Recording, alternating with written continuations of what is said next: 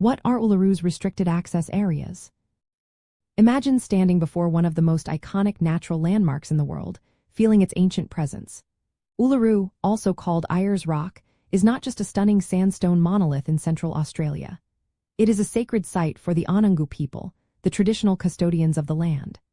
To honor their spiritual connection, certain parts of Uluru are off-limits to visitors.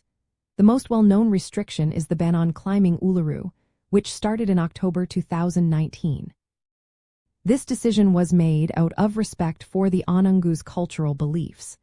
They believe that climbing on Uluru disrespects their spiritual laws called Jukurpa, which guide their way of life and connection to the land. The climb was also closed for safety reasons and to protect the environment from erosion and damage. Apart from the climb, there are specific areas around Uluru that visitors cannot access freely. These include caves, rock art sites, and ceremonial grounds that hold deep spiritual meaning. For example, Mala Puta, a cave linked to the Mala or Hare Wallaby creation story, is not open to the public. Other sites like Muditulu Waterhole and Kuncha Gorge are also restricted. These places are considered sacred and are protected to keep their cultural significance intact. Visitors are asked to stay on marked paths and follow all signage and barriers. This helps prevent damage to these sensitive sites. Photography and filming are not allowed in some parts of Uluru, especially where rituals and ceremonies take place. The Anangu request that visitors do not take pictures of certain sections to avoid breaking cultural taboos.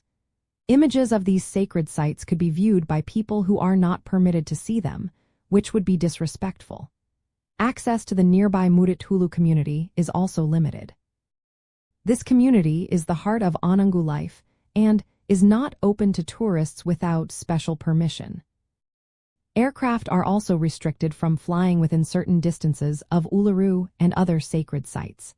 The park is a no-drone zone to prevent disturbance and protect the spiritual atmosphere. Overall, these restrictions are in place to preserve Uluru's sacredness and cultural importance. They ensure visitors can appreciate its natural beauty while respecting the traditions of the Anangu people. When you visit Uluru, remember that some areas are protected because they hold stories, ceremonies, and beliefs that go back thousands of years.